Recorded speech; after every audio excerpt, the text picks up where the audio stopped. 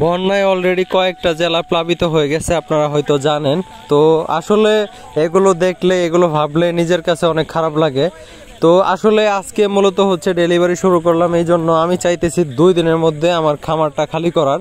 তারপরে হচ্ছে আমি মূলত আমাদের এখানে যে স্বেচ্ছাসেবক টিম আছে তাদের সাথে নোয়াখালী তারপরে ফেনীর দিকে যাওয়ার একটা পরিকল্পনা আছে। তো দেখা যাক। আর হচ্ছে আজকের এই বাচ্চাগুলোর বয়স হচ্ছে 15 দিন। তো ভাইও আসলে বলতেছে যে ডেলিভারি নেওয়ার জন্য, এজন্য আজকে অবশেষে নিয়েই আসলাম। ফেনীর, কুমিল্লার, নোয়াখালীর অনেক খামারি ভাইয়েরা আমার সাথে যোগাযোগ ছিল, কিন্তু আসলে এখন এই পরিস্থিতিতে তাদের সাথে কোনোভাবে যোগাযোগ করতে পারতেছি না ওইখানকার আপডেটগুলো জানার জন্য। তো যদি কেউ থেকে থাকেন তাহলে অবশ্যই আপডেটগুলো জানাবেন আমাদেরকে। আসসালামু আলাইকুম, আশা করি সবাই অনেক ভালো আছেন। আল্লাহর রহমতে আপনাদের দোয়ায় আমি অনেক ভালো আছি। তো এখন বাজে হচ্ছে সকাল 6টা, আর আমি আছি অটোর মধ্যে 120 পিস টাইগার মুরগির বোর্ডিং করা বাচ্চা নিয়ে যাচ্ছি আমাদের ময়মনসিংহ জেলা শহরে। তো যেহেতু জুমা মোবারক, আবার বাসায় এসা জুমার নামাজ পড়তে হবে, এই জন্য এত সকাল সকাল রওনা দেওয়া। তো ডেলিভারির বিষয়ে আজকে তেমন কিছুই বলবো না, আজকে বন্যা বিষয়ে কিছুটা বলবো। তো আমি আছি এখন এশিয়ান হাইওয়ের মধ্যে। তো আমাদের দিকে আসলে বন্যা তেমন কোনো প্রভাব ফেলে নাই। আমাদের এদিকে কিছু কিছু জায়গার মধ্যে কিছু ধানি জমি নষ্ট হয়েছে, এগুলো আমি আপনাদেরকে দেখানোর চেষ্টা করব। তো আমাদের এই এশিয়ান হাইওয়ে ময়মনসিংহ জেলা এবং হচ্ছে কিশোরগঞ্জ জেলাকে একত্র করছে। তো যাই হোক, আমরা ছোট একটা পথ দিয়ে প্রথমে যাব হচ্ছে আমাদের উপজেলা শহরে। তো উপজেলা শহর থেকে মূলত সিএনজি দিয়ে চলে যাব হচ্ছে জেলা শহরে। তো যাই হোক, আজকে যে বিষয়টা নিয়ে আমি যতটুকু জানি সেটা একটু শেয়ার করার চেষ্টা করব। সেটা হচ্ছে আমাদের হয়তো জানেন যে দেশের অবস্থা খুবই খারাপ, আপনারা প্রত্যেকে অবগত আছেন। তো আমাদের যে পার্শ্ববর্তী জেলাগুলো আছে, যেরকম কুমিল্লা, তারপরে হচ্ছে ফেনী, আমার জানা মতে 4 থেকে 5টা জেলা অলরেডি পানির নিচে তলায় গেছে। এদিকে দেখতে পারতেছেন আমাদের এদিকে হচ্ছে হালকা পাতলা কিছুটা পানি জমছে, এগুলো কিন্তু দানি জমি। তো কুমিল্লা, ফেনীতে আমার অনেক খামারি ভাইরা ছিল, অনেক সাবস্ক্রাইবার ভাইরা আছে, ওনারা আমার ভিডিওগুলো দেখতো। তো 2-3টা জেলা মিলিয়ে ফেনী, তারপরে কুমিল্লা, নোয়াখালী, লক্ষ্মীপুর, অনেকেরই ফোন নাম্বার ছিল আমার কাছে, কিন্তু যেগুলো সেভ করা নাম্বার সবাইকে মূলত আমি কল দেওয়ার চেষ্টা করছি, কিন্তু আসলে কারোর সাথে ওইভাবে যোগাযোগ করতে পারি নাই। তো ফেনীর মহিপালের আজকে অবস্থা দেখলাম, যেটা ফ্লাইওভারের নিচে যেখানে আমি অসংখ্য বাচ্চা পাঠাইছিলাম, ওই জায়গাটার মধ্যে আসলে দেখলাম আজকে যে হাঁটু পানি, কোনো কোনো জায়গায় কমে পানি হয়ে গেছে। তো এইটা আসলে দেখা আমার মনের ভিতরে অন্যরকম একটা খারাপ লাগা কাজ করতেছিল। যাই হোক, আমাদের পক্ষ থেকে আমরা সর্বোচ্চভাবে তাদের জন্য সাহায্য করবো ইনশাল্লাহ। অলরেডি যেহেতু আমি ফার্মিং নিয়ে কাজ করি, হয়তো আপনারা জানেন, টোটালভাবে সম্পূর্ণ সময়টা আমার ফার্মের পিছনে দিতে হয়। তাছাড়া হচ্ছে আমাদের উপজেলা থেকে অলরেডি 3টা টিম বের হয়ে গেছে, তাদের রেস্কিউ, তারপরে হচ্ছে আমাদের যে উপহার সামগ্রীগুলো ওইগুলো নিয়ে তারা কাজ করতেছে অলরেডি ফিল্ডের মধ্যে, তাদের সাথে আমরা যোগাযোগ করতেছি।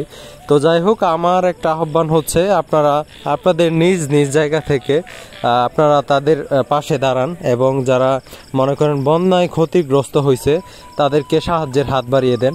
আর এদিকে দেখেন আমাদের কিন্তু এদিকে আকাশের অবস্থাও তেমন একটা ভালো না, যে কোনো সময় বৃষ্টি আসতে পারে। তো যাই হোক, এতক্ষণ হয়তো আপনারা আমাদের যে আশেপাশে যে বন্যায় কিছুটা ধানি জমি প্লাবিত হয়েছে এগুলো হয়তো আপনারা দেখছেন। কুমিল্লা, নোয়াখালী, ফেনী, লক্ষ্মীপুর, এদের তুলনায় আমাদের এদিকের পানি তেমন কোনো কিছুই না। এদিকে দেখতে পারতেছেন একটা ফার্ম, এটা হচ্ছে ফিশারির উপরে। তো আপনাদের সাথে কথা বলতে বলতে, ভিডিও ফুটেজ শেয়ার করতে করতে অবশেষে চলে আসলাম আমাদের ময়মনসিংহ শহরে। তো এখানেও আজকে দেখলাম যে মেঘলা আকাশ, বৃষ্টি হইতে পারে। তো যে ভাই মূলত অর্ডার করছিল, উনি নেত্রকোনা থেকে অর্ডার করছিল, উনিও আয়সা পড়ছে, ওনাকে বোঝায় দিব। তো যে কথা বলছিলাম, আপনারা আপনাদের নিজ নিজ জায়গা থেকে সংগঠন করে, আপনারা এলাকা ভিত্তিক কালেকশন করে কারো মাধ্যমে বন্যার্তদের জন্য সর্বোচ্চভাবে সাহায্য পাঠাবেন আশা করি। তো আসলে আমরা মানুষ হিসেবে মানুষের পাশে যদি না দাঁড়াই, তাহলে হয়তো এটা আমরা আমাদের নিজেদের কাছেই দায়ী থাকবো। তো যাই হোক, আমার অনেক ইচ্ছা ছিল যে আমি বন্যার্তদের পাশে গিয়ে দাঁড়াবো, কিন্তু আসলে ওই রকম সময় না থাকার কারণে আমি কিন্তু যাইতে পারলাম না। তো যাই হোক, আর প্রাণ খুলে যারা বানবাসী আছে, যারা বন্যায় ক্ষতিগ্রস্ত, বন্যায় আটকা পড়ে গেছে, তাদের জন্য আমরা দোয়া করব আল্লাহর কাছে, যাতে আল্লাহ তাদের এই বিপদ থেকে অতি দ্রুত উদ্ধার করে। তো যাই হোক, আজকের ভিডিওটা হয়তো আপনাদের সাথে তেমন কোনো ইনফরমেশন আমি শেয়ার করতে পারি নাই, সেটা হয়তো আপনারা বুঝতে পারছেন। এই বন্যার বিষয়ে আসলে বলার কোনো কিছুই নাই। 2022 সালে মোটামুটি সিলেটের কয়েকটা জেলা প্লাবিত হয়েছিল, অনেক মানুষের ক্ষয়ক্ষতি হয়েছে, অনেক জানমাল, অনেকের গৃহস্থ জমি, অনেক প্রজেক্ট অনেক ক্ষতিগ্রস্ত হয়েছে। এবারেও তার কোনো ব্যতিক্রম নয়। তো আমি যে সব জায়গার মধ্যে আসলে কয়েকটা জায়গায় বাচ্চা দিছিলাম, যেরকম ধরেন নোয়াখালী লক্ষ্মীপুরে দিছিলাম, তারপরে হচ্ছে ফেনী মহিপালে দিছিলাম। ফেনীর যে কয়েকটা উপজেলা, এটা সঠিক আমার নাম মনে হইতেছে না। তো আমার মনে হইতেছে তাদের কোনো অস্তিত্বও নাই।